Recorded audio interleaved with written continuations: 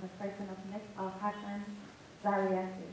She's the Communications and Advocacy Officer for RAINS, which is based in Cameroon. RAINS deals with issues concerning child protection, promoting education, and enhancing livelihood opportunities for the youth. Without much ado, I'd like to introduce to you Ms. Hassan Zariati. Agencies, members of the diplomatic corps, distinguished participants, ladies and gentlemen. I'm truly honored to stand before all of you today to deliver the keynote address for this Peace Week celebration that our call, Youth Ensure Peace. For me, this week couldn't have come at a better time. It is very timely and important because of two reasons. The previous presenters mentioned the issue about how emerging technologies such as the social media networks have empowered the youth, to rally and mobilize themselves to, bring about change in governance. And I think that this sensitization is very important for the youth present here, so that we will be able to know how to manage, this new technology that we've been empowered with, to use it for dialogue, to use it for lobbying, to use it for issues that are of concern to us, instead of you going into the use of guns and arms and all those things. And the second issue that I think this Peace Week celebration is important has to do with the fact that the 2012 presidential and parliamentary elections are coming on just a few months away. And the youth plays a critical role in either promoting peace or otherwise. Ghana is perceived as a stable country in a volatile region. And to sustain our stability, we need to demonstrate that we have learned some important lessons from the experience of our neighbors. As Nelson mentioned, Ivory Coast and Liberia some few years ago were, known as heavens of peace. But what happened? Just a little trigger. It went into war. It's serious crisis, displacing men, women, and children in thousands and thousands. Also, if you look internally, Ghana, though considered stable, we have serious packets of troubles all around the country. We've heard of the issue with Boku, we've heard of, the Dabang area and all that. So we need to manage this thing seriously.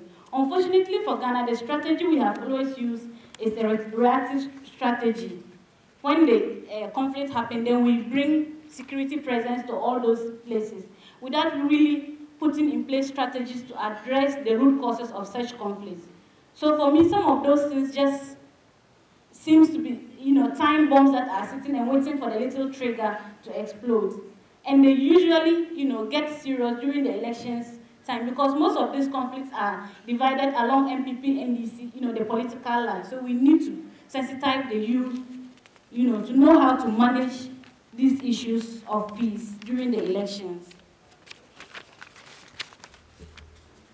Unfortunately, in most cases of civil war, ethnic conflicts, and political conflicts, the youth are always used as instruments of distraction and violence. Why? Because we are strong. The elderly people, the politicians, the chiefs, they sit behind and then they fuel us. And because we are strong, we can use the guns, we can use our strength, we take onto the street, we cause riots, we destroy properties, we destroy lives. I just want to share with you my experience. During the the 2008 parliamentary elections, I was opportune to be a member of the Inter-Party Dialogue Committee for the Northern Region. And what the committee did was to hold dialogue meetings with the youth groups in so-called hotspots. And the information we gathered from these dialogue meetings were, one of the youth groups were contributing daily susu collection. What were they using this for? They were contributing it to buy ammunition to prepare themselves, for anything that happens during the conflict. And it was alleged that another group were donated, the politicians donated guns to them. And they were testing these guns intermittently in their neighborhood to make sure that they were working properly, just to prepare themselves so that when the election comes, they can come out and fight. And these were very young, youth, from 15, to 30 years. That is when we could do productive work, especially in the northern part of Ghana that, poverty is so severe. If we were doing this contribution, you know, for life savings or investment, it would have taken us somewhere. But what were we using the contribution for? To buy guns that we use to destroy our own people. And I think that this is rather unfortunate. But thank God that the elections came and passed successfully without anything. So I want to use this opportunity to appeal seriously to the northern youth who will have the opportunity to listen